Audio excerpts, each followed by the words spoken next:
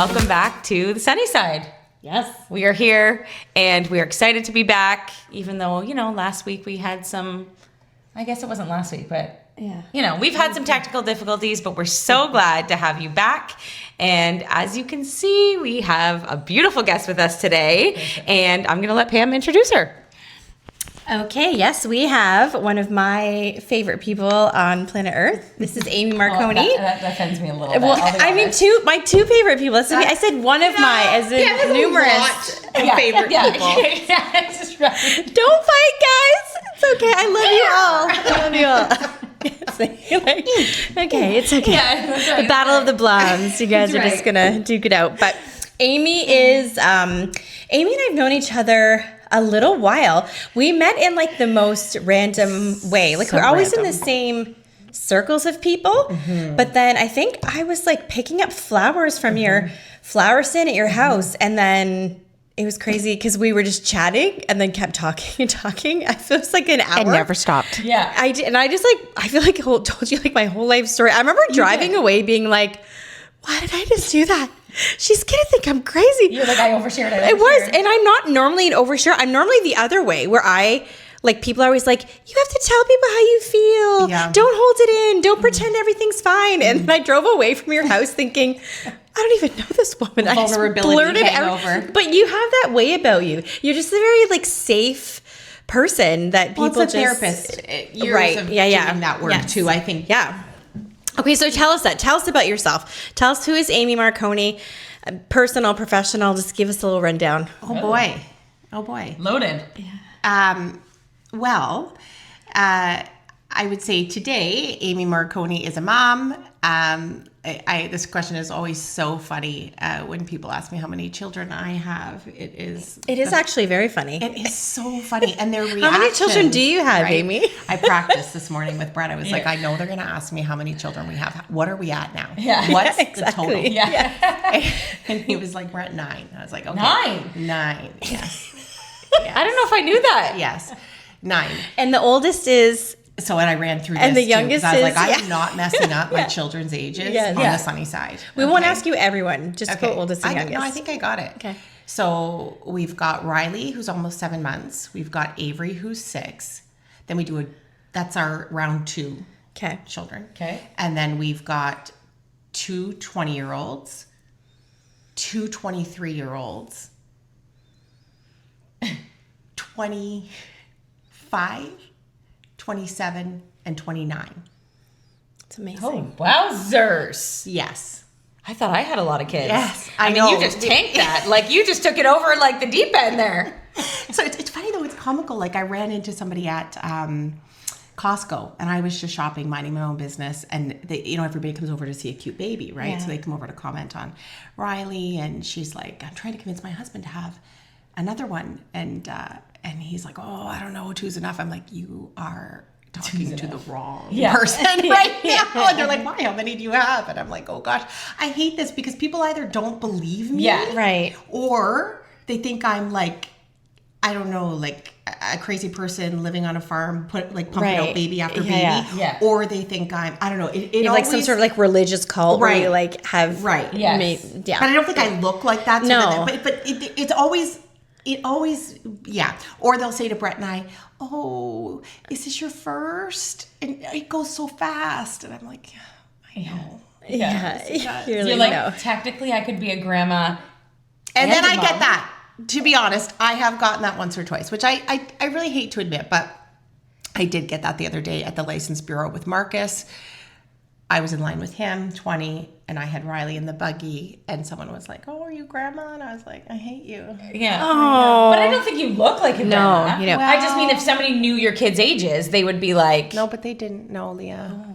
But Marcus looks like he could have a child, and Riley has that same curly hair. I could see it. Maybe thought it was Marcus's child. That's what I think. I bet she thought it was Marcus's child, and then you were there. That's all it was. It wasn't like you. Yeah. I mean, it's okay. Either way, I can't wait for that day. But you also probably are going to have grandkids soon because you have one getting married. Yes, it's crazy. Wild. Yes, Chloe's getting married at the end of September, so we're very excited about that. I do think once we start having grandbabies, that's what I'm saying, like, every now and again we think about the potential of what it's going to look like. I think like Chloe and Abby want like 3 or 4 each. Oh, you're going to be like a 45-person I don't even know dinner. what we're going to do. Yeah, it's going to be weird. You're gonna have to like rent a hall just for like Christmas and Thanksgiving and have it. Like, yeah, I don't even know what we're gonna be do. like a mini reception. Kind of fun though. Yes. One big So happy family. we're blended. So I always say we're blended and bonus. So Brett had 4. I had 3 by birth, and then we blended 14 years ago, and then we have adopted 1, and we're in the process of adopting another. Wowzers. So that's sort of Okay. yeah.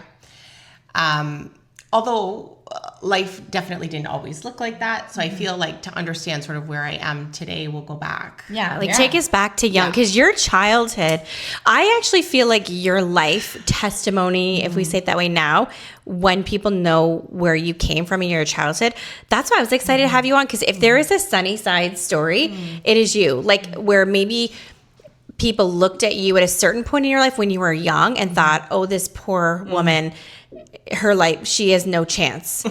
And then you're like thriving now. So take us back to young Amy. Yeah. So you're little. What is life like? So I was thinking about that. You know, it's funny when you prep for something like this, you kind of go back and you look at you know, some of the different stages of your life. My earliest memories, probably, my mom died when I was very young. So my mom and dad divorced when I think I was 5, and it was just me and my brother. So I don't have many memories with mom and dad together. I have a lot of memories with my mom, my brother, and I. My mom was an amazing woman. She was a gospel singing artist, and she loved Jesus with all of her heart. And actually, one of my most prized possessions is her Bible. One day, your children will love your Bible. So just as something to remember, I think I have a different perspective because I lost my mom so young. Yes. Right? So when I can look through her Bible and see like the verses that she highlighted and the things that she wrote and the way that the Lord spoke to her through her Bible, it literally is seriously my most prized possession. I love that. Yeah. But my mom had a lot of health issues. So she had rheumatic fever as a baby. And I guess in those days, if you have rheumatic fever as a baby, you can end up with some serious issues. So she had open heart surgery in her 20s. Wow. And then she had a stroke, I believe, when she was 29, 30. Wow. And I was actually present for that. That was one of the most terrifying memories that I have. It's very, very scary to watch someone go through that. And I always felt very responsible for my brother. He's a couple years, 3 years younger than me. And then she died when I was 33. But in those years between the open heart surgery and her death, she was very, very sick. So we lived in poverty. We lived in extreme poverty, subsidized Hold housing. on. She died when she was 33, Yeah, right? what did I say? You said you were 33, but Oh, you were gosh. young. I was young. Yeah. I was I just 10. wanted, yeah, Thank I you. just wanted to clear that because okay, so yeah, you were only sorry. 10. Yeah. She was 33. Yeah. Wow. So I was 10. Yeah. So my brother and I were living with my mom in poverty. Like I remember, you know, we would get all of our clothes from the Salvation Army thrift store because my grandma was an amazing woman. My mom's mom, she worked in prison ministry and the Salvation Army for years. She was kind of an icon in Fort Erie. We grew up in Fort Erie. And so I remember picking up my dresses for photo days and Christmas concerts from the Salvation Army. I remember our Christmas gifts came from like, you know, where you line up and, you know, go shop for points and you pick, you know, like all of that kind of stuff. And there was a lot of things that couldn't make sense in those years because my mom was so sick that a lot of things didn't make sense to me, the way she was acting. I came to find out later that I think she may have had an addiction to some prescription pain medication that she had when she had the open heart surgery. And I mean, that would make sense knowing what we know now about opioids and like how addictive they are and that kind of thing. It helped me actually put some sense to some of the things I couldn't make sense to. There was a lot of days I wasn't allowed to go to school. And I remember almost feeling a little bit resentful because I just wanted to be a kid. Like I just wanted to be burden free and be able to go to school with other kids and not have to worry about my mom. Yeah. And nobody really knew what was going on. My mom had sisters, but I don't think anybody knew the depth of what was happening in my home. Like there would be As days. far as like you're the caretaker, Right. but you're like 7, 8, 9, caring for your little brother, Right. caring for a chronically sick mom. Yeah. and it's all like on you, basically. Very much so. So a lot of days I wasn't allowed to go to school, and Because she needed you, kind of thing? Yeah. yeah. And but in saying that, God bless her, she cleaned Erie Christian Academy, it was called, in Fort Erie, so that my brother and I could have tuition there to go to school there. Wow. So, you know, there was parts of her, the healthy part of her, the part of her that loved Jesus, and the part of her that wanted to make sure those seeds were planted so deeply. She went very far to, you know, to try for us to have a good education and that kind of thing. I remember prayer meetings at my home, like there was just like a lot of highs and a lot of lows. And I think now that I know what I know about addiction and whatnot, it does make more sense, like a lot more sense. And I couldn't understand. I used to think if my mom got enough sleep, we were going to have a good day. If she didn't, it was going to be a really bad day. And so there was a lot of, I adored my mother. I mean, she was an incredible woman, but there was a lot of, I remember after she died, even having a little bit of relief in the weirdest way. I mean, I grieved horrifically. Like I've never grieved anything, but there was a little part of me that was like, oh my God, like finally people know what I've been living with. Finally, I might be able to be a kid for a little bit. My brother's going to be okay. Like there was a titch of relief, which I also felt guilt about. But so I was at a birthday party and I remember feeling really guilty because I don't know if she wanted me to go. And I just remember during the birthday party, kids were getting picked up and I wasn't getting picked up. And then my brother walked in and he said, Amy, mommy, stop breathing. And he was actually alone with her and covered her with a blanket. Oh. Yeah. So that was super. How old would he have been? He was been 7. Oh my God. Yeah. Yeah. So he found her. Yeah. Yeah. And then he knew, like, could he walk to where the birthday party? Like, how did he get there? I don't know. I think my grandma might have stopped by or somebody. I don't know. I have no idea. Maybe someone wondered why my mom didn't come and then called some. So then I felt guilt about being at the party. And then what unfolded from there was a custody battle between my mom's sisters and my dad and his wife, my stepmom, and ultimately my dad and his wife won. And so we were taken from my mom's sister because the custody battle was lengthy. So that was like another death, being ripped from my Auntie Gail's arms and family and going to St. Catharines where I didn't really know my dad very well, and living with my stepmom, who sadly ended up being horrifically abusive. And so yeah, those were some really rough years. So your mom passed away. You went to live with your aunt for a while. Yeah. Then they were battling it out in court. Yeah. And then you end up with your dad and stepmom. Yeah. And but prior to that, how much of a relationship did you have with your dad and stepmom? None with my stepmom. Okay. So you didn't she was like a stranger to you. Okay. Yeah. But my dad, I think he would every other weekend or when my mom allowed him to take my brother and I maybe fishing or to do something. I don't have bad memories of my dad. I just don't have a lot. Right. Okay. So it wasn't like you were close and spending a lot of time. Right. So then did you kind of feel like, I don't want to live with this person I don't know. Right? I wanted to stay with my mom's sister. I remember such a sad memory, but I remember my Aunt Gail and my mom's sisters all look alike. They're blonde, they're beautiful, they're sweet. And my Aunt Gail gave me this when I had to say goodbye to her, because she took me right under her when my mom died. She was I was under her arms all the time. And when we knew we had to say goodbye, she gave me this white cat. And she said, whenever, you need a hug, I just want you to hold this cat, put your arms around you and just squeeze really tight. And that's a hug from me. And yeah, it was hard. It was like a second death. Honestly, it was very painful. And they probably knew that your dad and stepmom wasn't going to be a good place for you. I think they did feel that way. Yeah, I think they did feel that way for sure. For sure. So then we moved in with my stepmom and her 2 daughters. And my brother and I. And my brother was grief-stricken. I remember many nights him crying for my mom and me comforting him. And then it just was a very, very abuseful environment, abusive. Did I say abuseful? Abusive environment. Yeah. And she just, I don't know. I remember there were times where I'd be eating dinner, and because I didn't hold my fork and knife properly, she would come and take my plate and throw it out and tell me I needed to go live with my relatives in Fort Erie where I belonged, and that my mother was rolling in her grave. It disgusted me. And I mean, much, much worse. She was going to torment my brother and I until we slit our wrists and died, and awful stuff. I remember being afraid to go to sleep at night and maybe it wasn't like a realistic fear, but because I was afraid of what could happen. And my dad tried here and there to stick up for us, but really failed. Yeah. Was she like that with her own kids? Like, was she a mean person, or was she resentful of you and your brother? The one daughter, she wasn't. The other daughter moved out when she was 14 to live with her dad. So there was definitely, there was some stuff there. And she was an alcoholic at the time.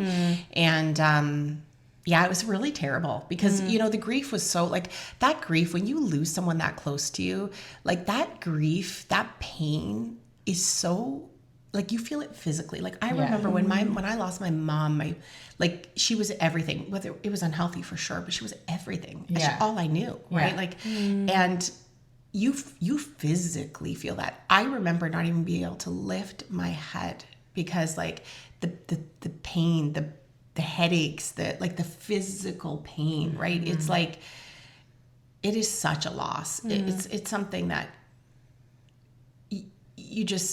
you feel so seldom. It's only when you lose someone so close to you, and then you just never want anyone to experience that kind of loss. And then to lose my mom again, and then to be, my aunt again, and then to be in this very abusive situation, it was just terrible. And then I think I may have tried to commit suicide for the first time. I think I was probably around the age of 13, 12. I just felt like I can't live like this. Yeah, 100%. And there was actually several suicide attempts when I was in those years between my mom dying and me getting into my own apartment, which I did eventually at, I think, 15. Wow. Yeah. It's crazy actually. I don't know, maybe my third or fourth suicide attempt, I got put in the Welland Hospital, and I'll never forget the nurses there. They knew that I didn't really want to die. I just needed escape, and I needed safety, and I needed care. And so they kept me 2 weeks in the hospital, and they actually pooled their resources from home. They connected me with a student welfare worker. They pooled all their resources.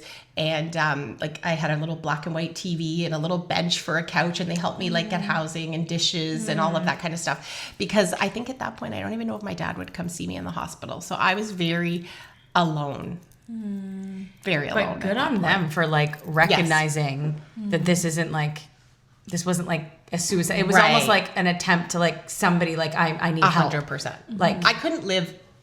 I just couldn't live like that. It was just too much. It was too painful. Far too painful. So and at then 15, you were living at 15. I literally think that's Zeke's age. Yeah, that's crazy. Yeah, I can't picture that. That is wild. Yeah, it was wild. I had a little shack in Western Hill. I still drive by it sometimes. It's on Hamilton Street. There's a little laundromat at the corner, and off of Pelham Road. It's not a great area, but it was my sanctuary. I was oh, this is heaven. This is so beautiful. My hand's falling asleep. So I moved into that apartment, and then, so 15 years old. So the next year was full of Amy making horrendous choices. So I was. Now, are you going to school at this point? Are you? So at this point, no, I don't believe I was at that point. So I ended up connecting with bad news guys. I ended up, of course, a 15-year-old alone in their own apartment. Yeah. And with all this hurt that you're just looking for anyone to love me. Yeah. Looking for love in the wrong place. 100%. Recipe for disaster. 100%. Yeah. And so I started, and these men were older. I'm going to call it what it is now. Back then I didn't see it that way, but we're talking, these guys were probably 20. And you were 15. Yeah. Oh. Yeah. And it was just bad. It was just really bad. I wanted to be loved so badly. I was so broken. I was so hurt. My dad would not have anything to do with me at that point in time. I was very much hurting. I was making a ton of bad choices. And needless to say, I got pregnant. Of course, right? Yeah. And how old were you? So when I got pregnant, I believe I had just turned 16. Yeah, I was 16. Yeah, 16 and pregnant.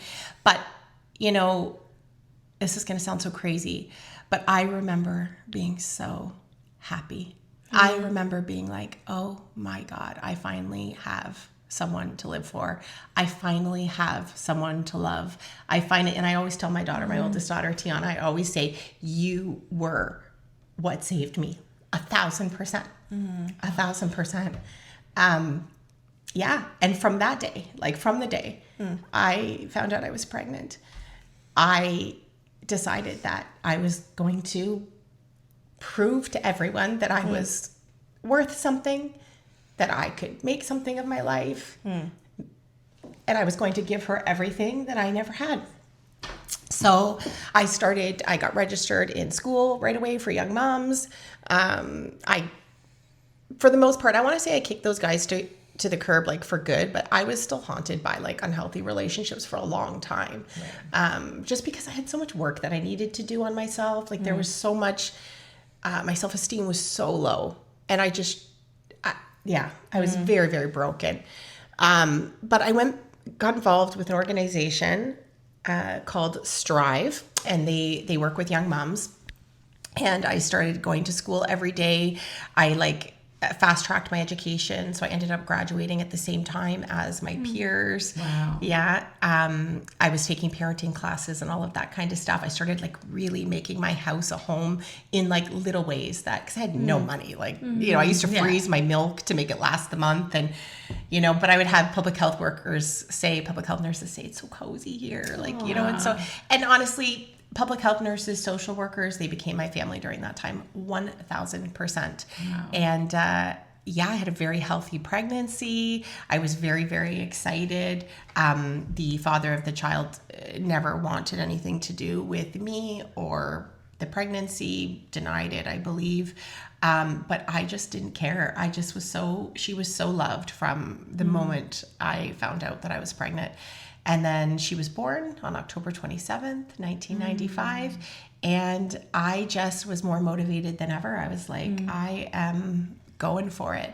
And I started really thinking about social work. And I was like, I just want to get back to all of these incredible people who helped me in my journey. And so I ended up obviously graduating from high school at the same time as the rest of my peers, which was a big, big accomplishment for me. I did it in an adult learning type of a way, but still it was great. And then I went on to college, eventually university, but and I actually asked the woman who was my social worker at Strive what she did to become, and I told her that I wanted her job. And eventually when I graduated from college, and I think I had a little bit of university education at that point in time, I applied for that job where I was the teen mom. Wow. And I got it. And so then began my, bless you. Excuse me. My career in social work. And that was just my passion. By that point in time, I had gotten on a public housing waiting list, and I was able to move to a 2-bedroom subsidized apartment. It was much nicer than my little shack that I started out in. Yeah. And revolved my life around Tiana and just trying to give her a beautiful life with what I had. And then I started working with young moms and loved it very, very much. And probably so good, so relatable, because you're like, I literally live this. I went through the same programs. I know exactly how you feel. So 100%. I feel like that probably it's partly what makes you in. so good for your job. It was an in. And then from there, I did that for about a year, and I loved it. Or maybe, no, it was probably more than that. It was a couple of years. And then I actually saw a posting for an addictions clinician at a drug and alcohol treatment center. And I thought, you know what? I'm going to go for it. So I did that for a while. I worked with family members who's had a loved one that was struggling with an addiction. And also I taught in the day treatment program at the Alcohol and Drug Treatment Center. Loved that work. Loved it.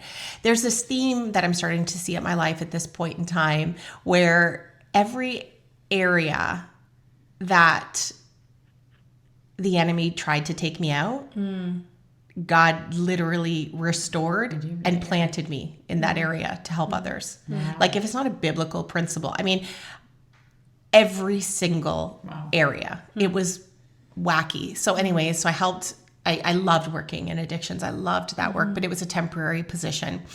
And so from there, I ended up in my career work with domestic violence. And so I worked at an agency called Design for a New Tomorrow that provides counseling for women who have been in an abusive relationship.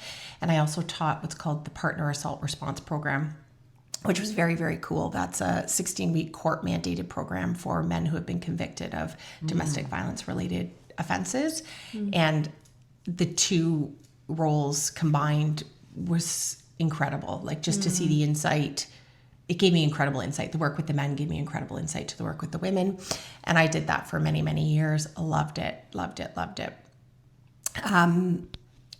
Thriving in my my career work, finding, moving up again to a nicer place to live, started attending church also, I should say, those seeds that my mama planted when she was, in my early years. I just feel like I always tell women, because you always talk to mamas whose kids aren't serving the Lord, and it's such a heart-wrenching time, but I really believe those seeds that you plant when your children are little, like, they will come to fruition. Well, like, I believe that's so strongly. And it's biblical, like, train up a child in the way they should go, right? Yeah, 100%. So, wow. Yeah, so I just want to say that to somebody, because I just, it can be like so heart-wrenching when you've done everything you can as a mama and your kids aren't serving the Lord. But I really believe that even if they stray for a time, like my 33rd year, I always dreaded, because my mom died at 33, right? And I had this real fear of death too, because once you see that someone you love can die that young, so unexpectedly, it brings it like real close, right? And so I did battle a bit of a panic disorder throughout this time, and I believe at the root of that was a fear of death. That's very a unique thing. My dad had his first massive heart attack at 39 and was put on life support. And I'm in my 39th year, and I always dreaded my 39th year, because I was convinced the same thing was going to happen. Yeah. It's real. And I believe, and when I say I went through a panic disorder, I'm like really minimizing it. I went through a very serious panic disorder. I was hospitalized. It was like that's actually why now when I think about it, that's what led me to leaving my role at Design when I was doing the therapy, was the panic disorder. But the really cool thing, God, and the way that he restores once again, is my 33rd year, I married Brett. And my 33rd year, I bought my first house. And so there's like so many amazing restorative. Like how God could take, and honestly, the theme of my life, I really feel, is like restoration and redemption. And sometimes I could just drop to my knees at his goodness and his faithfulness. Like every single area, was I abused by those guys? Terribly. There was, I had to call the police. I ended up in a shelter. Like to go through every bit of my story, we'd be here for 2 weeks, but then God puts me in a role where I'm helping set women free from abusive relationships, right? I'm a teen mom, and that could take a lot of people, but then I get put in this role where I'm able to help other young mamas be empowered to make better choices, and then I end up working in an addictions treatment center, helping family members of addict. Like, I'm like, wow. And every single one of those roles, I had such a passion because I lived a piece of it. And I remember even sitting with women, and I worked with some tough women. I worked in Niagara Falls. I worked with, street workers and escorts and dancers, and they're tough. And they would come in the room and they can spot a counterfeit right away. And the second they can feel that you've lived it, or you've lived a thing or two, or you're genuine, or you're, you have to be. Textbook isn't enough with those ladies. You can't just have the education. You've got to be able to. So I think, I wouldn't trade a minute of my pain or my story, because it's allowed me to do work with people that I would have never been able to do. I actually remember this is really funny, when I was in the depths of the panic disorder. I remember having to get my mother-in-law to stay at my home because, have you guys had a panic attack before? Oh, yeah. Okay. So It's debilitating. Debilitating. But I didn't realize, I only had textbook knowledge of it, right? So I didn't realize how debilitating it was. And I remember my first one, I was on a king size bed and we were at a hotel hockey tournament and I was convulsing so bad. Brett could feel me on the other side, very opposite side of the king size bed, shaking like a leaf. And you think you're dying. Like you are literally, like your heart is racing. I remember driving to hospitals I didn't care if I had to sit for 7 hours if it meant you could tell me I was going to be okay and I wasn't going to die. Yeah. Hook me up to whatever machines you need to hook me up to, do whatever you need to do. But I remember, so Brett goes to New York once a week now. It used to be twice a week for business. And I remember having to get Brett's mom to stay at my house. And for anybody who knows me, I have been independent. I mean, I had my own place at 15. Yeah. Like I did not need anybody to ever stay with me. So me having to get his mom to sleep at my house with my children and that's nuts for me. And I remember the next morning we drove to Shoppers Drug Mart to pick up my medication. And shout out to medication because sometimes you need it, you know? Yeah. Medication and Jesus is a good combination. Yeah. And I remember in the Shoppers Drug Mart parking lot, I was a wreck. I was in my pajamas. I hadn't showered. My mother-in-law was with me. I felt like a big baby. And we called my husband on speaker. And my husband spoke life over me. And my husband said to me that, and I remember getting so mad at him. I was like, shut up. You're so like annoying. You're always like, just stop preaching at me. Yeah. And he was like, one day you are going to set so many women free with this story. You're going to conquer this. And I see you speaking to hundreds of women. And honestly, within a year, I was speaking at Central's Women's Conference. It was I forget which conference it was, but the workshop was called Anxious for Nothing. Wow. And I think it was the first workshop to sell out. And there was 40, 50 women in a room. And I mean, when I tell you what happened in that room, it was so, so powerful. But here again was another area where the devil's like, hey, I'm gonna try this. I couldn't take you out this way, or that way. Let's try a panic disorder. See what you think of that. And again, God's like, no. I have a different plan. Yeah. And you're gonna not only are you gonna be okay, but you're gonna bring other women along with you. And I feel like that's been the story over and over and over and over again. So anyway, met Brett. Tell us a little bit about this, because I feel like that even in itself, because Brett, obviously, nobody's perfect, no marriage is perfect. We're not trying to put anyone on the pedestal. But Brett is such a good guy. And I feel like from the past experiences you had in relationships, even that is funny. It's going from the worst to God just provided this incredible man who loves you so well, loves your family, and I love some of your stories about when you guys first met and your first date, and just because he's so funny. Brett is just he's just the most genuine, down to earth guy, and he's really funny. So tell us how you guys kind of met, because it was through hockey, right? Tell us that story. It was actually through lacrosse. Okay. But it was it's actually so funny.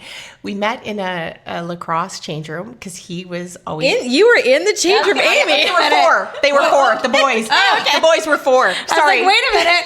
What's happening in the why aren't we invited to these lacrosse change rooms? That's what you got to do. You got to go to the sweaty, lacrosse change stinky 4-year-old boys. Damn, that's how we can meet your husband. There we go. You need to start hanging out in change rooms. Oh no, don't. This one's just as bad as you. Don't. This could be bad. Don't encourage each other. No, I said, we'll screen no. We'll do everything. You know we'll what? do all the preliminary work. And we're going to talk after. Okay, perfect. Tell her. And then we'll just set her up on dates. Yeah. No. Yeah, sorry. it's happening. It's happening. It's happening. We've had it. So back to the lacrosse.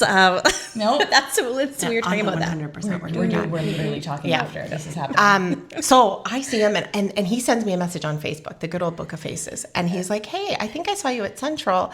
And Jordan and Marcus are the same age. Maybe we could connect them or something. Well, I, at this point, am writing our love story. You're like, oh, he loves me. he's in love. I'm with me. thinking. You went from like 0 to 100%. we're getting married. In my head. Oh, okay. And so I was like. Had you kind of had your eye on him a little bit, like seeing him around, being like, honestly, I was just like, this is a nice guy. Right. Like, yes. I have known anything but.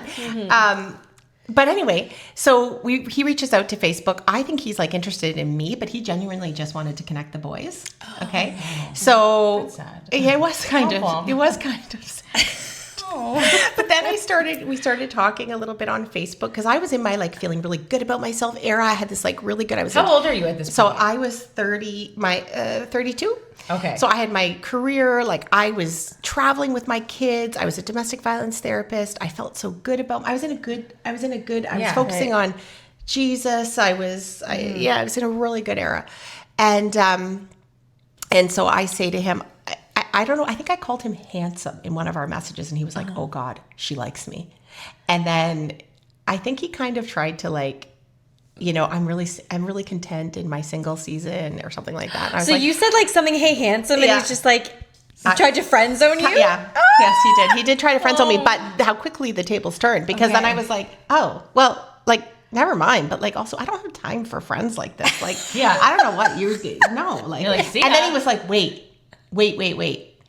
And then what followed was like a 7-hour conversation in the middle of the night. Don't you remember those nights where you could just fueled on? It's like the beginnings of love. Yeah. Like, all the things. Right? And the next day you're like exhausted, but you're like, oh, who cares? Yeah. Like, I couldn't do that now. Now I'd be like, but anyways, so he was driving to New York, so he loves to talk. Anybody who knows Brett knows, like, don't call him on a Wednesday or you will never get off the phone. Well, he's got nothing but time. He's just driving for, what is that, 6 hours? 6 Yeah, well, and there and back. Yeah, there and back, yeah. So he starts asking me these questions because he had come from a very broken marriage. Him and his ex-wife had gotten married right out of high school, had kids right away, boom, boom, boom, boom, boom.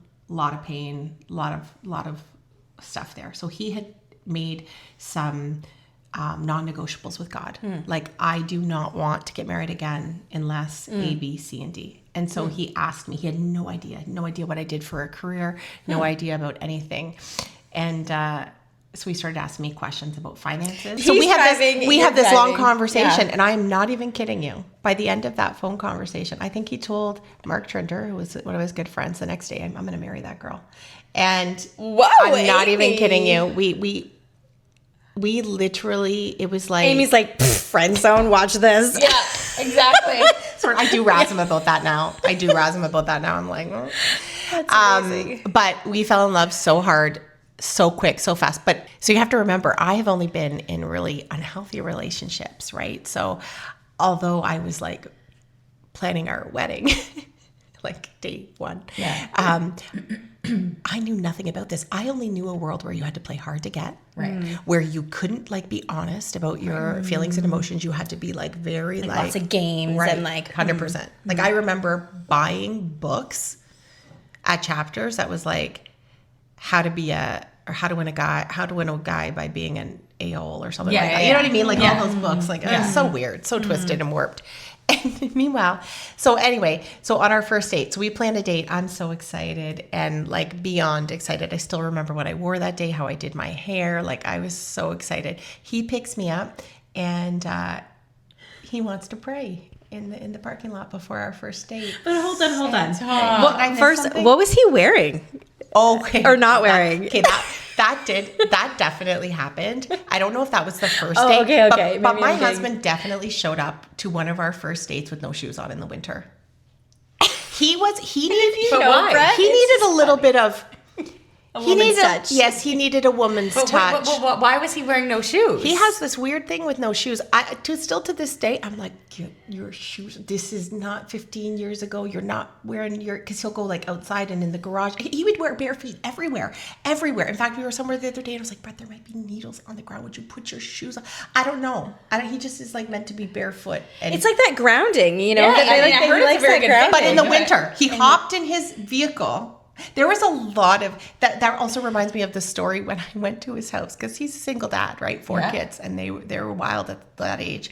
And his son Caleb, we're in this van because at that point he was delivering flowers with minivans, and we're in this van, and Caleb Caleb lights a fire on a piece of paper, and he's just looking at it, and I'm like, oh my God, he's lighting a fire, and then I'm like, inside Caleb, the van. are you? And then he reverses the van. Caleb's like 14, 13, 12, I don't know, something like that. He's reversing the van out of the driveway. He's lighting a fire. I'm like, what is happening here? Wow. It was wild. It was wild. Okay. But I mean, he was doing a lot. Like he had 4 kids. He had a lot of responsibility. His mom lived with him in like a basement apartment, so she could care for the kids when he was in New York, and he did the best he could. Yeah. But he definitely needed a woman's touch. And he literally, I remember my girlfriend saying to me, he needed a woman to say, you got to wear shoes, hun.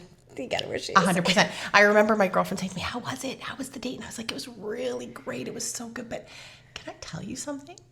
I don't think he had shoes on. And she was like, she's like, oh, not again, Amy. Not again. I don't think she believed me. She was like, no, there's no way, Amy. Like, it was like a frigid winter. Like, there's no way but he did. He slid across my front. Like, I'm here. Yeah, he needed a lot. But wait, where did you go? Like, where? No, we stayed in and watched a movie. Oh, it was okay. So we just like got in from the the van, house, bare feet.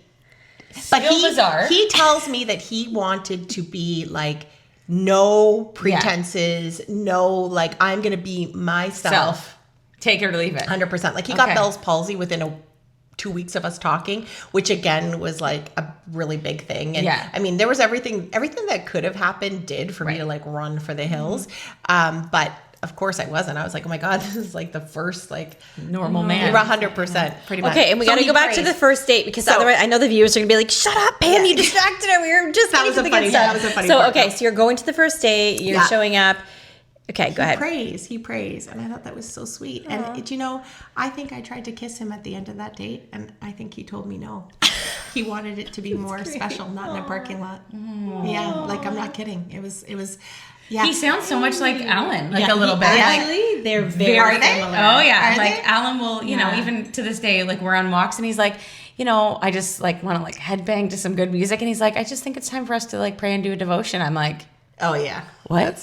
What's wrong with you? Like that there are times for that. Don't get me wrong, but like this is my walking time right now. And he was very similar. You want to listen to like 90s hip hop and like 100%. And there was no kissing, but I came in like a wrecking ball. I was like, good luck, good night to you, no chance. And he's like, I just want to make this respectful. I was like, respectful? That was go. I was He's like, I want to be disrespected. What do you mean? It's true. I'm like, throw me against the wall, pin me up. Oh, God. Come on. Let's go. Well, maybe not my dating phases, but you know what I mean. I mean, no, I definitely wanted it in my dating phases, but I wasn't going to do that. Alan. I didn't even know what to make of it. I was like, this is so, I had never even. So how did you feel then? Like you going for the kiss, he says no.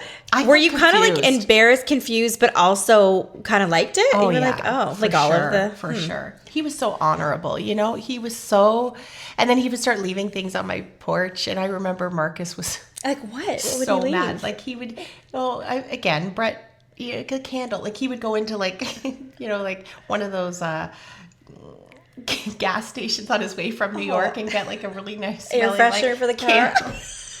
I'm like, what's that one? And some beef sticks and flowers. He always would leave flowers on my porch. And I thought that was really cool. And then he would drive me over to see the flowers. And that was pretty cool first date too. Like, and just hearing about him having this wholesale flower business in New York City. And then he'd take me into this cooler full of flowers. And I'd be like, wow, this is so cool and beautiful. And then I just got to know him. And honestly, it was just... we fell in love like really, really. We just knew. And then our first park date with the kids, we met at Pearson Park, and we played soccer, and the kids were amazing. Like you think about it, Jordan and Marcus were the same age, Chloe and Jalen were the same age. Like blending those years. I don't know how we made it some of those years. Like and when they were I think okay. Like the kids, like the first meeting, were they kind of excited? They were excited. Okay, they were excited. Sorry, I have a question. Yeah, and I'm sure other people are wondering. Yeah. Did the kids live with him full time? Was it a 50-50 split? What about your kids? Like, how did that blend? Like, what did that look like? Yeah, so it was a 50-50 split before I came into the picture.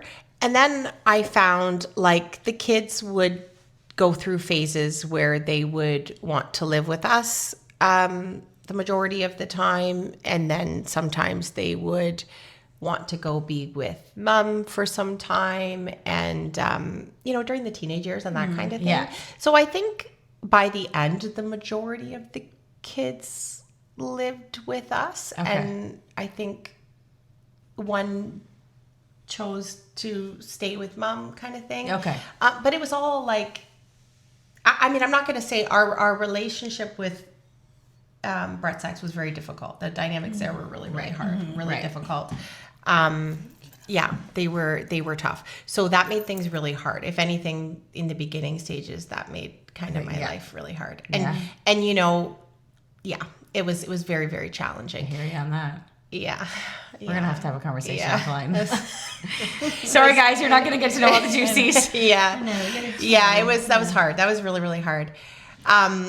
But we survived those years. And I will tell you the reason why we survived hands down is because Brett was 100% committed to having my back, to putting our marriage first, to always making sure that, like, when you're in a marriage and a blended family, you have to put your marriage first. Like, I know some women will disagree and say, no, my kids come first. That's all there is to it. But it allows room for division real quickly if you're not a united front. And if you don't, and because of that, that's the only thing. Like, a lot of blended families don't make it. Like, they really don't. You have to put each other first. And we'd go for counseling when we needed to and all of that kind of stuff. But we had a really beautiful, we were married within a year. We had a beautiful. Like, within a year of that first 7-hour, interview that Brett had of you? Okay. Wow, it was quick. It was quick. Wow. We knew, and we couldn't wait. Back to the dating. So we did eventually share a really beautiful, appropriate kiss. I'm thinking there were some moments where he wasn't appropriate. I'm thinking like some moments on our stairs and things. Right. I was like, he wanted to be appropriate initially, but but he is a man at the end of the day. At the end of the day, Yeah, let me tell you. And then, when we first told each other we loved each other, and just, it was very beautiful for me. I had never known anything like that. And the abuse that I had known, and I really felt like I was worth nothing. I honestly did. I thought I was worth nothing. And I never thought I would find a man that would take on, I had children from different men. I had been a little trollop in my days, like trying to find love. Like I was just like, there's no way God's going to be able to redeem this. Yeah. Like, you've redeemed everything else, but you're not going to be able to redeem this. Like, I screwed up too bad. Like, there's no way. And for him to give me Brett, like, Brett is he's such a good human being. He is, like, so pure and so generous. He would give the shirt off his back to anybody. He would give, wouldn't he? He's just so good. Yeah. He's so good. And he's so honest, and he's so integrous. And, like, he can't even lie. Like, I remember saying to him, did you miss me? If he didn't, he wouldn't say it. Yeah. Like, that's how much. He's like, I wasn't going to bring it up, but if you're asking, I'm not going to lie. Yeah. But the good part about that, or if I'm like, can you tell I've lost weight? If he can't, he will not lie. Like, he can't lie. Yeah. He can't. But the good thing about that is you always know when he tells you something, like, you're getting the truth, right? Mm-hmm. So I don't know. Like, I was just like, God, are you seriously going to redeem this too? Like, are you going to give me this beautiful marriage and this beautiful family? And if one thing I ever prayed for, like, I just wanted a family. Like, I never had it from the time I was young. Like, I cared for my mom. And then I went through frickin' hell on earth for so many years. And all I wanted was a family. Yeah. And so for him, in my 33rd year, the year that my sweet mama died, to give me my home, my first home, like, we had a swimming pool in the backyard. And funnily enough, it was on the same street where I lived with my stepmom and my dad. Wow. And endured all of that abuse. And I remember initially not even wanting to see the house, because I was like, I can't live there. Like, I can't. But then I was like, you know what? God's going to redeem this. God is in all the details. Right? So when our wedding verse was Ephesians 3:20, and when I say that God gave me exceedingly and abundantly above all I could ever ask or imagine, he did. Like, Brett is my best friend. He is the most incredible father. He writes love letters to all of our children, all of them. He tells them all the time how beautiful they are. He has healed my daughter's hearts in ways he will never be able to understand. He's the glue. He's the he's just incredible. He's just incredible. So Because for your girls, yeah. they don't have a lot of involvement with their biological dad. So Brett really has stepped in to like fill that 100%. role 100%. for them. Yeah. 100%. I mean, he will be the one that walks them down the aisle for sure. He is there. Yeah. And he's just great. And I have incredible stepchildren. They're amazing. They're beautiful. I'm so proud of them. And so that made it like a lot easier too. They're just amazing girls. They're and boys. They're really incredible kids. So yeah, the blending years were tough, but they were good. They were funny. They were wild. They were all the things. And then I, after I conquered that anxiety disorder, I took a little bit of a break, and then I was like, God, what's next for me? And I ended up doing the hardest type of social work I've ever done. And I started working in the opioid crisis in our city. And that after, I mean, I thought I had seen it all, like domestic violence, child protection, addiction, mental illness. Working in the opioid crisis was stuff I'd never seen. I remember literally thinking, oh my God, this is going on in our backyards. And I had no idea. Like, it was wild. Oh, wow. So it was a housing program that was run through the region in the Salvation Army Booth Center. Do you ever see on the corner of, where's that? The Salvation Army Booth Center, the homeless center there. I think it's on the corner of, you know where that really, really bad drug house is on the corner? It's Queenston Where that? I know. There's actually a gym that Cole goes to there now. It used to be the old Delta Bingo. Oh, right in that area. Yeah. That whole area. It's a very Gale Crescent, like in that area. Like they're all, it's just homeless and people like on drugs. 100%. So I fell in love. I actually ended up working with men. This was exclusively with men, young men. And I remember the first time I went in for my interview there, I thought I had like a Michael Kors purse, and like I was all dolled up, and I was like, oh, Amy, this is not gonna fly. Like, you look so out of place right now. Like everything goes off. Everything. Yeah. And when I did, and oh my God, I fell in love with those people. I fell in love with those people. They were incredible. When I tell you, I would rather sit with the people I met on the street than sit with the people in our pews. I love the people in our pews, but I mean, these people were so real and so transparent and so vulnerable, and the stories they had and the beauty behind their pain, and like I just fell in love with them. And but they were dying very quickly, and so I was working with young men, and honestly, before I could help them, they were dying, like from an overdose. They would just it was unbelievable. And so there was one particular, and I'm telling you this because it leads to Avery joining our family. So they were dying. I think maybe 3 or 4 had died at this point in time. And I was, you're trying to hold funerals for them. There was one particular young man named Michael, and I really became seriously involved with trying to help him recover from his addiction. He had 2 children.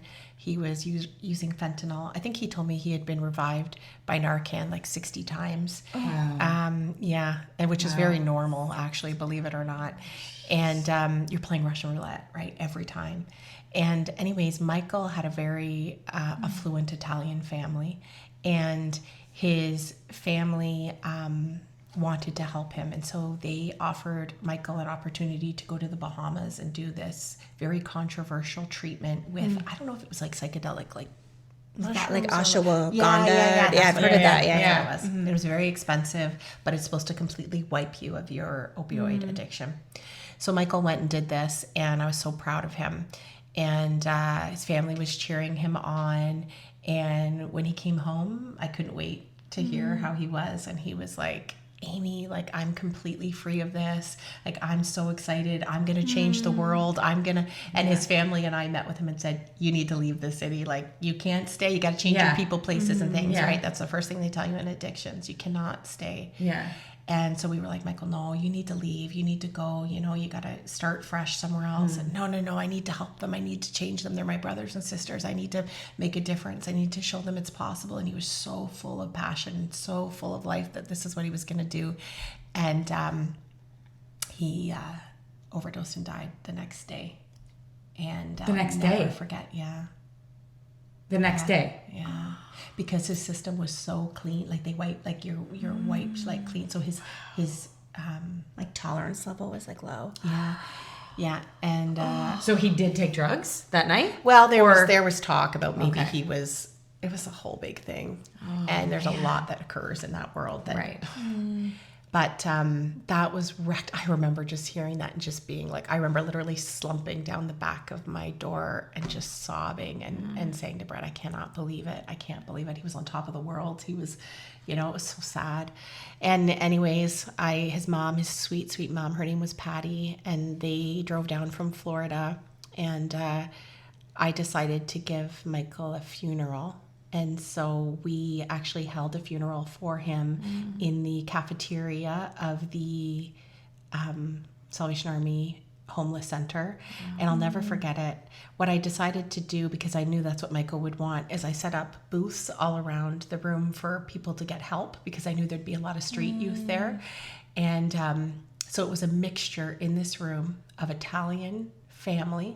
There was old nonas and nonos and street girls weeping on their shoulders, and it was packed, standing room only. My kids were there, and I actually gave his eulogy. And I'd never, if God told me I was going to be doing eulogies, like I'm telling you, like I remember calling one of my pastor friends and being like, I don't know how to do a eulogy. Can you help me? Yeah. And his parents said I was his angel, and I felt like he was mine. Like that's the thing in all of this work, you get more than you will ever give. Yeah. You get more than you ever give. Every part of me that helped someone walk through their healing and their breakthrough healed another part of my heart for sure. Wow. And so we're in this room and I'm giving Michael's eulogy, and there's all kinds of strung out people in the room. And then I offered opportunities for them to all get help. Like there was booths set up where they could, which was awesome. But I met this girl named Amanda there. And I remember just feeling compelled to stay in touch with Amanda. And I didn't know why. I do now. And so I stayed in touch with Amanda after the funeral. She was Michael's best friend. And fall turned into winter. And I remember taking her food and clothes. And I remember at one point she was going through my trunk and there was purses and clothes, and we were talking, and she told me she was pregnant.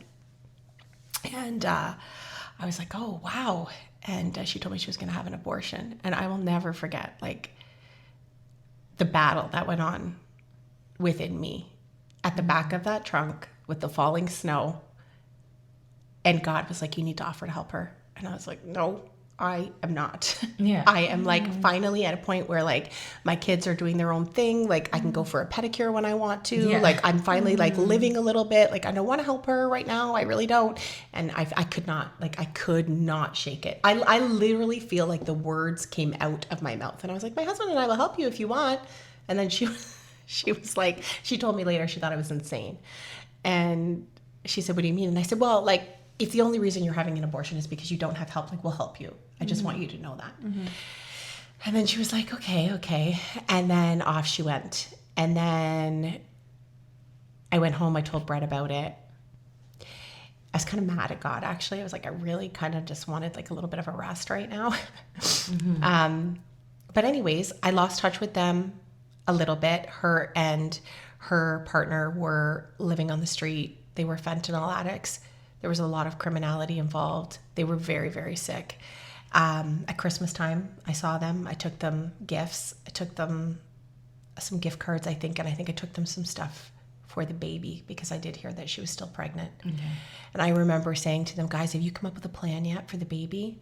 And I remember he wouldn't even come out of the other room. He was sleeping, and I was like, we'll call him Steven. Steven, you need to come out. Like, we need to talk. And I'm, in this, the rap music is like blaring, and there's someone passed out in the kitchen on the floor. And I'm like, if you don't make a plan for this baby, like, you know what's going to happen, right? Like, you need to make a plan. If it's not with me, that's fine. Who else? Is there a family member? Is there somebody? We need to come up with a plan, right? And they didn't. And then I probably got together, gave them food a couple more times, and then lost touch. And I just thought, okay, well, I guess they figured it out. God, there you go. There's that dream or whatever that was, that back to you or whatever. And then I saw on social media that the baby was born. And this was in April. And I said, can I come bring gifts to you? Because I thought, I guess they figured it out. They had a plan. They worked something out with facts. I don't know, whatever. So I went to the hospital that day with gift bags, and I wanted to take them some stuff for the baby. And when I got to the hospital, they had their coats on when I walked into the room, and they were getting ready to leave. And I was like, what in the world is going on here? Yeah. And she's crying. And she said, they've apprehended the baby. They've taken her to the special care nursery. And we have like 24 hours to come up with a plan, or she's going into foster care. And she said, will you still help us? And I said, yes, for sure. And so that was Avery. Avery is now 6 years old. So I stayed, so I comforted them. I went and called Brett, and I said, like, I think we are going to be bringing a newborn home. Nope. So when you said help them, you weren't meaning like help them find a suitable place. You meant I'm taking this baby. Well, I think at that point I really didn't know what it meant. I just was trying to be obedient to whatever I felt like God offering me to, like, I wasn't really sure. I mean, never did I actually think that I would be like raising a baby. Not really. No, I never ever thought that. No. Wow. Yeah. So then Avery had to stay in the hospital for 2 weeks. From addiction? Yeah. Okay. Yeah. And that was heartbreaking. And I'll never forget, I think, day 2, because we had nothing for a baby. Nothing. Like, not a thing. Yeah. I forgot. Honestly, because you had zero notice. Yeah. It's like I walk in with gift bags for you. It's 100%. Like, I'll take those back. Yeah. I'll be taking those gifts back. I think I did. I think I did. I'll be needing those back. Thank you. I think I did. Crazy. And then, so Brett, I knew he'd be okay with it, because I know my husband's heart. And then I'll never forget, he impresses me so much. I remember day 2, I was out like at Once Upon a Child trying to like thrift baby stuff. And he was like, I'm on my way home from New York. I'm going up to the hospital. And I'm like, without me? Like, you feel comfortable to do that? And he's like, yeah, where do I go? And I'm like, pardon me? He went up to the floor, and I have videos of him singing to her in her bassinet. And she had her like little feeding tubes, and he has been speaking life over that baby. I showed you a picture this morning of him praying over them this morning. And the goodness of God, the song The Goodness of God had just come out. And that was her song and her anthem. And we played it over and over. And the day we dedicated her, all of us, because I have a picture of all of us on the stage dedicating her, all of the kids, to the Lord, at that song was playing. And I tell her all the time, so Mom, that's my song. And I'm like, yeah, that's your song, girl. And she is the epitome of his goodness. Wow. And when I had just come out of a season of so much death and so much brokenness and so much devastation, and then to see this light and this life, it was just so beautiful. And they tried to stay involved for a short bit, but they were so ill. And eventually they just said, you know what, Amy, like, we can't do this anymore. And I said, okay, like, do you want to sign her over to me? And they said, we do. And and so they did. And so Avery has never been without us. She started to ask questions about her birth since Riley has come into the picture. And we've had some beautiful conversations. But one thing I tell her, I always tell her, you were so wanted. You were so chosen. Yeah. And Mommy and Daddy were always there. We were there. I always say we were there saying, we want Avery. We want Avery. We want Avery. She goes, remember, Mom, when you said, I want Avery. I want Avery. Yeah. And I'm like, I do remember, Dolly. And you guys are so close. Like, you and Avery are like best friends. Like, she just adores you, wants to be with you all the time. Like, your bond is unreal and so beautiful for she just loves you to like so much, you know. Oh God, I love her so much. Like, it really is a special bond. It really, really is. Yeah, like, it feels otherworldly to me. I don't know. I don't know. I don't even know. Yeah. And the way the kids loved on her, and just, it was such a beautiful thing for our family. Like, even just, you know, and Brett and I never got to experience having a baby together. And so that was really beautiful. And my God, to watch him love a baby. He's like made to be a dad. Like he is just like, that's like his like highest, obviously he's high functioning in general, but he's so high functioning as a father. There He's is nothing wild. he wouldn't do. Like you could tell him you need to be with your child, and they're going through this like procedure at the hospital, and you need to do it. He would not even like. Most men would be like, well, even the court dates that we have to sit through. He did a visit. He did a supervised access visit for me when I was away with Avery, by himself with Riley and the birth mom, and like he does anything and everything. And do not stop me if Riley tries something new, or Avery, and I don't get it on video, or I don't wait for him. Like he is a phenomenal father. And so so that was the beginning of round 2, and Avery has traveled the world with us because we said that, you know, we were in a season of our life where we wanted to travel, and I said to Brett, you know, if we do this, like she's coming because my whole life has been full of pain and tragedy. And it's funny, sometimes when people see the life I have now, I sometimes think, you know, they probably think, oh, I'm a little pampered like princess or whatever, but like, my God, like little do they know, like you're just like finally reaping and like breathing, the blessings of like just a really breathing. hard life. And so I said, I want to travel, I want to see the world, like that's what I want to do. So Avery has been, I think, to, I don't even know, like her passport is full of stamps, and She's just like, where are we going next? 100%. If she doesn't have a trip on the mind, she's like, what? When's our next trip? She's great. I love it. And it's been cool. It's been really, really cool to experience all of that with her, and to watch our kids love on her. I mean, they have such a special relationship with her. They adore her. So she's got such doting siblings. Like when she does a play or like whatever, like who's coming? Yeah. That must be so cool for her too. Like when you're little and you have like older siblings and they can drive and they're like teenagers, or for years like young adults, like all her little friends must just be like, Avery's so cool. Totally. Like her sisters are so cool. But with that comes like a little bit of sass and a little bit, I'm like, guys, can you remember that she's 6, please? Like Jalen was showing her some workout shorts yesterday, and she was like, do these make my butt look good? And I was like, Jalen, like she's 6 years old. Like, stop it. Like, no. Avery is funny though. You can tell she has older siblings because she's so cute and funny, but she will say the funniest things that you're like, wow, you are around older people a lot, because they're she speaks like a 18, 19-year-old, but she's little. She's hilarious. So funny. And Avery's always dreamed of being a big sister, and never ever did we think that would ever happen. I mean, she's begged us. I'm like, honey, the body does not work that way. Like we're not, like, no, we have too many people here. Like it's the inn is closed. And then I guess, so I ended up going back to work with the same organization that the teen moms, back to work with teen moms. It's like, I want to get back into social work.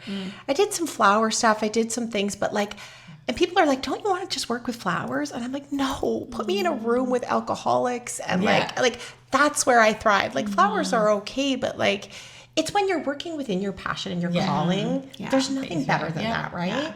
And I'm just not done. So I went back to work, and I ended up moving into a management position within Strive, which was so cool too, to be kind of like, like full circle. Yes, exactly. It was very, very cool.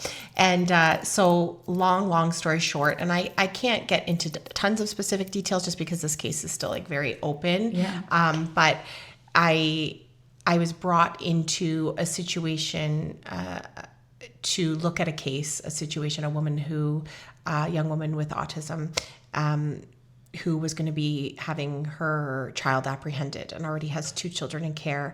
She asked me to look at her case because she felt she was being discriminated against. And honestly, based on what she told me at that time, I thought I agreed with her. And I went to bat for her with Family and Children's Services and got them to give her another opportunity.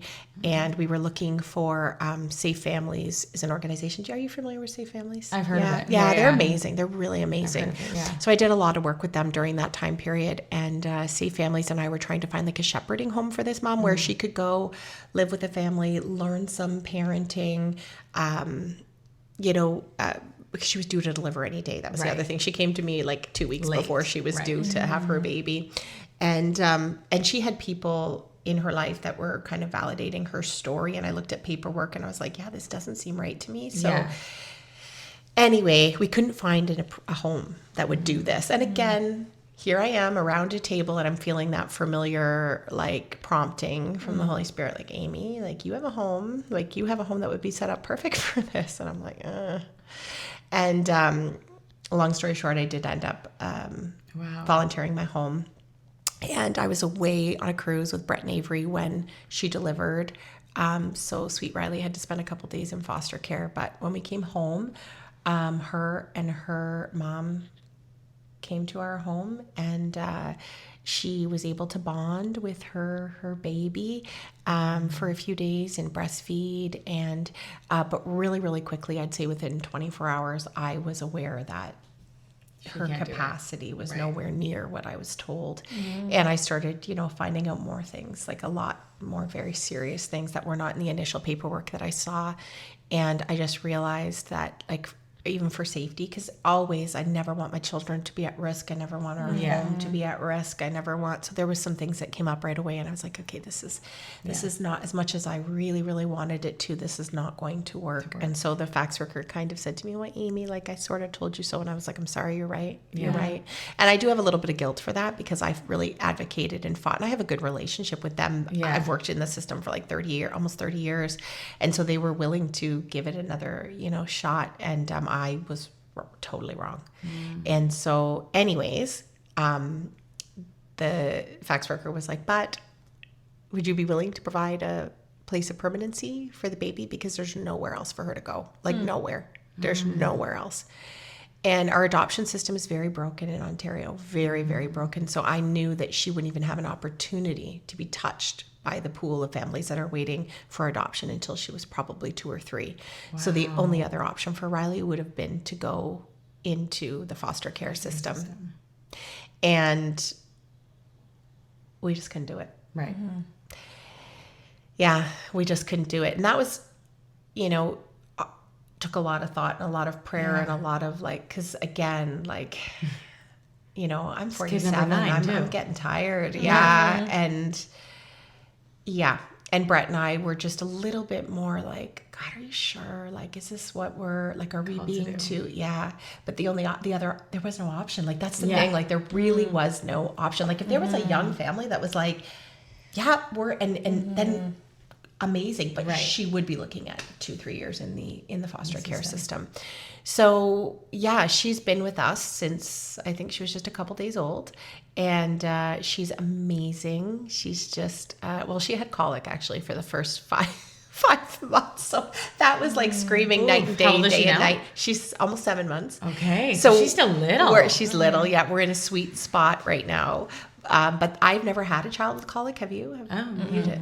Oh, I used to think women made that up, like, or exaggerated. Like, I was like, there's no way a baby cries like day and night and day. Like, and usually it can be related to like stomach issues, intestinal stuff.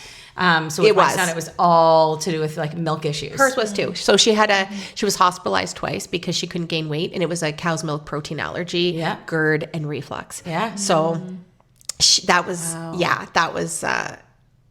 So she has supervised access with her birth mother. Okay. And this whole, like, adoption, and whether it be from foster care, whether it be internationally, whether it be however it is, adoption is the most beautiful, beautiful thing. But it's so, I call it brutal. It's like brutal and beautiful together, right? It's like, it's such a tension of, is it beautiful having Riley? Yes.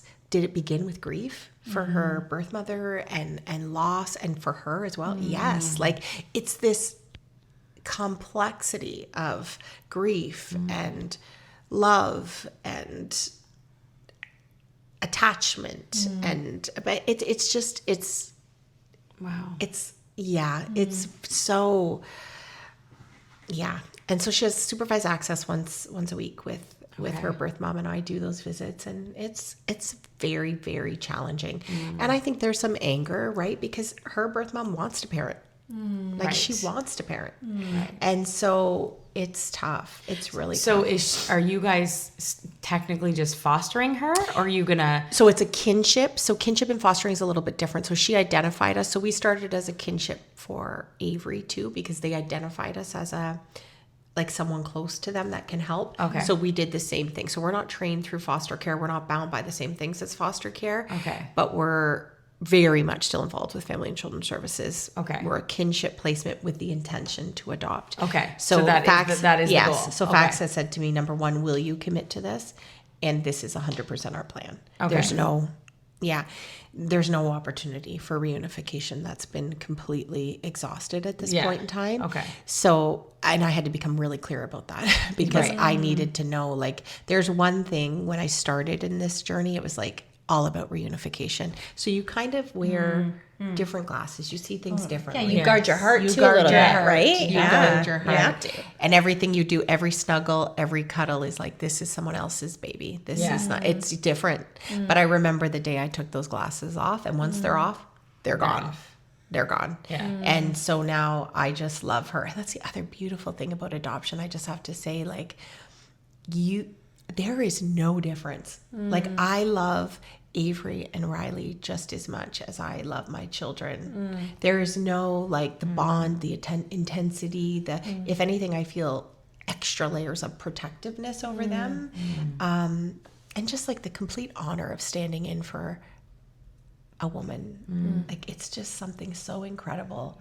Like, I should be like a commercial for it, because I feel like I could just sell it all day long. Like, It's true, especially like Riley's still young, Yeah. but I think I've told you this before. There's been so many times where I just like, not even the big moments of like the trips and the fun things, but just moments like you and Avery have together. And so many times it just comes in my mind where I'm like, this was so close to not being Avery's life. She could have been in foster care, bounced around in foster care, living a life of feeling like pain, rejection, loss, like abandonment. And yet when I see her just laughing with you and taking, your face in her hands, and those like little moments, and then the stability she's had, and all the siblings, and the love from Brett, and like those pictures of Brett just snuggling her and singing to her and reading her stories, and camping out in the backyard, and all the trips, and you just think her life is so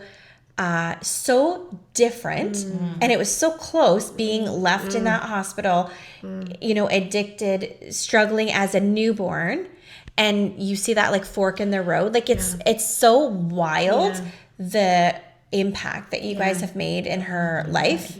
Like, you've literally transformed a life. And how many people can say that for, we all like search for our purpose and things like that. And you guys have literally transformed a child's life from going down one path to another. And then now Riley, it's like, it's happening again. And it just like, that's incredible. oh, thank you so much.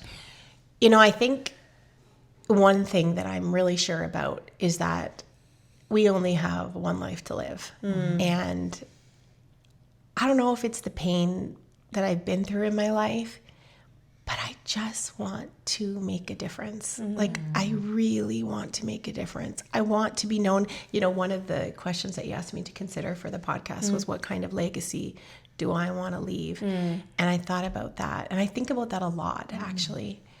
And I just want to be known as someone who loved the unlovable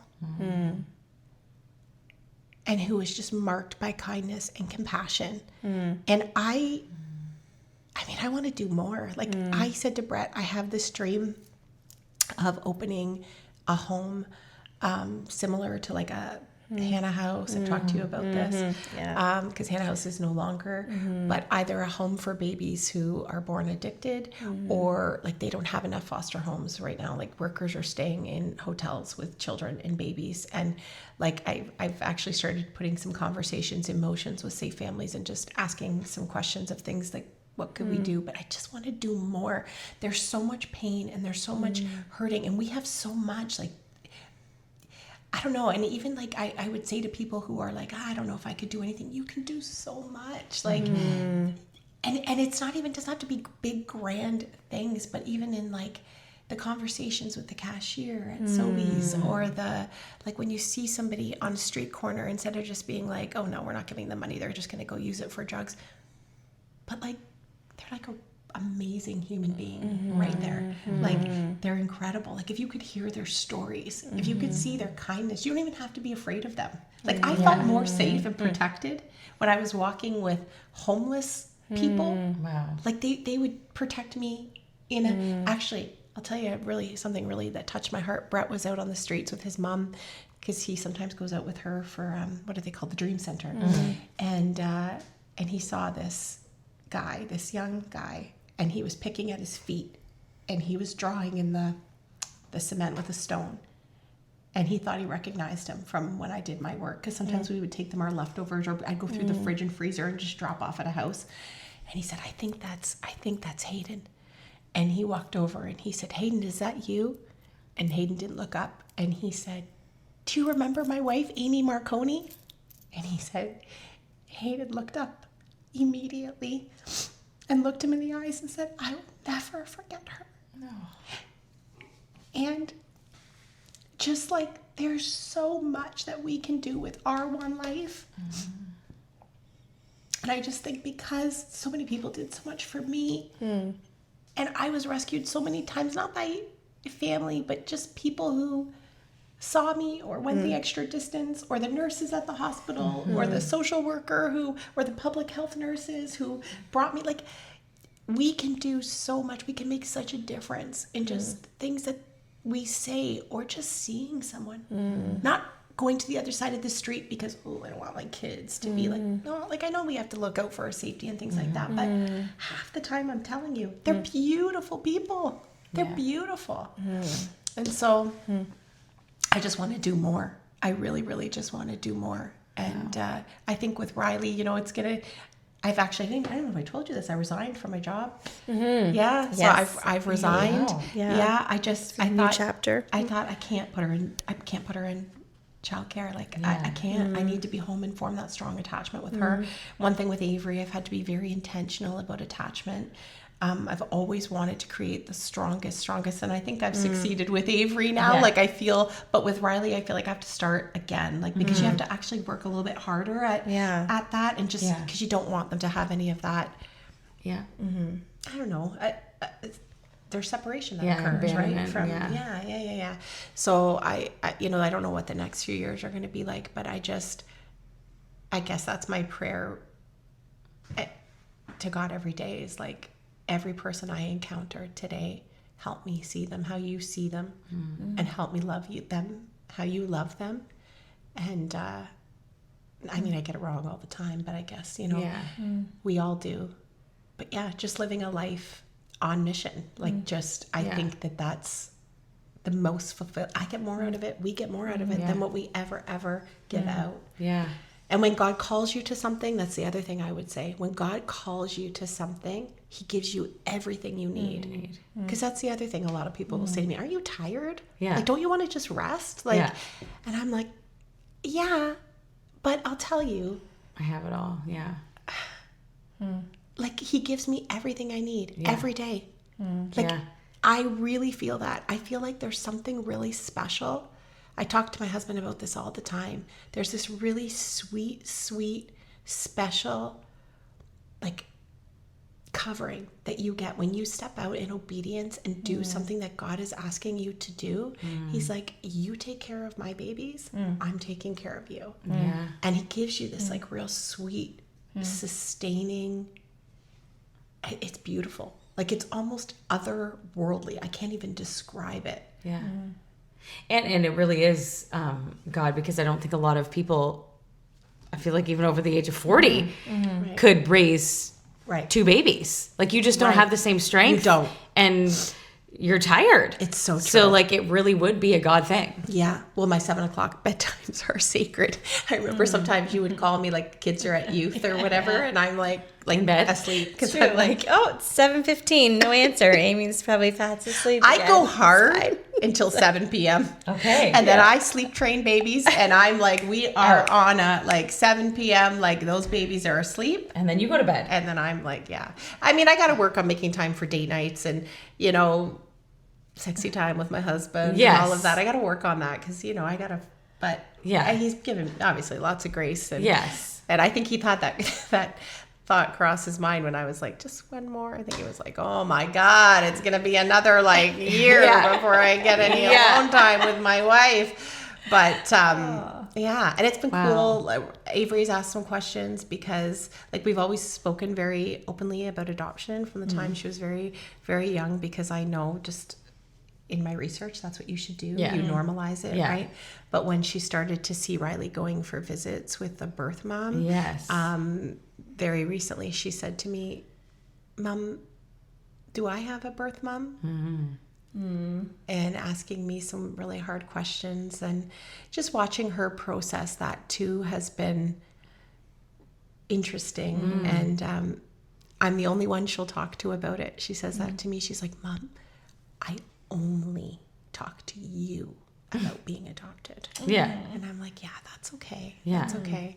And yeah, I'm just excited even for her life and what God's going to do, and just like how far he went to make sure that she was here and in a safe family, and just like the way he rescued her. It like as you're talking, it literally reminds me of like God leaving the 99 for the one. 100%. Like that's a vision I Yes. keep getting as you're talking, just that Yes. he left the Yes. 99 to find her and go, this is where you need to be. Yeah.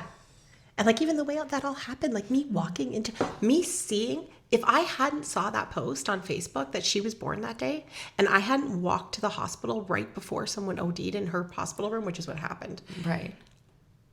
I would have never, facts would have, I don't even know what would have happened. Wow. If I hadn't been obedient at the back of my trunk that day, she might have went and had an abortion, and that might have not even been like, you know, like he pursued her. Yeah. And it shows you how like every step, sometimes it doesn't make sense in the moment. It's like, I don't know why I'm doing this. I feel like I need to be doing this one thing. But like now looking back, you can see like you just said, like this made this happen, and then that made this happen, and then this made this happen. And it's a whole chain that leads you to something beautiful. But if you had like overanalyzed it or over questioned it at the very beginning, you would never get there. So sometimes it's like, yeah, you just have to trust that like God-given intuition that Still he gives small us voice, to yeah. be like, just do this and just trust me that I've got a bigger plan, and Yeah. just keep doing each, I mean, your And life. it's the reminder to be obedient. When God asks you to do 100%. something. Because she said to me, she said, I thought you were absolutely crazy. Absolutely crazy. And I had that thought. I was like, God, she's going to think I'm nuts. Like, I don't even know her that well. Like, what? Yeah. And there's only been 2 times that I have felt that kind of, and they were both involving Avery and Riley. It was the time around that table when they were looking for a home and couldn't find one. And it was at the back of my trunk. And like, if God, I would have not have believed you. Wow. I would not have believed you if God told me you're going to marry a man at 33 and you're going to blend a family beautifully. And then you're going to take in 2 babies who need you and redeem their stories. Like, his goodness, like, undoes me. Like, he's so good and faithful, you know? It's just, yeah. And I know, I hear so many people, even my daughters who are, you know, a couple of them are at that age where they're trying to find someone and it's hard. And, you know, they think, I don't know, just, you can believe that God's forgotten about you or that, you know, your life's always going to look one way, but he doesn't show us the end of the story for a reason. We have to have faith. And his timing is perfect, which His is probably timing the is perfect. hardest thing, especially around the young adult age too, right? But it's really believing that like, do I believe that God is sovereign or not? Do I believe that he has a plan or don't I? Right. And sitting still in that. And that's the hardest thing I would Totally. say, right? And not trying to manufacture it. Although with you, we're going to manufacture Oh, it. yeah.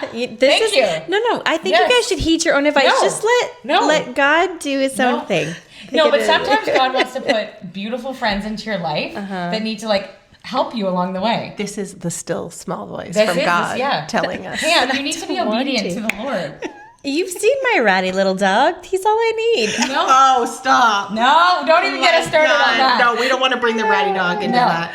I just love your story. I've known most of it. I love hearing it again. I could listen to you tell your story over and over. I just think it's the most beautiful, like, sunny side to the extreme of just how you have really taken every hardship and turned it, and obviously with God's help, and you're just such an amazing example. I love you so much. I'm so thankful that I got flowers from you that one day and connected with you, because you're just such like a light in my life, and I know everyone feels like that about you. Like, you're one of those people where people like mention you, or if I ever mention like, oh, do you know, and people are like, oh my gosh, I love Amy. Yes, Amy. Like, and that's just such a, I think, just speaks to your life and your character. So thank you so much for coming and sharing. And it's been an honor, and I'm so proud of you girls, and I'm just doing this, and just the beautiful stories that are coming out of it, and just all the possibilities, and I'm proud of you.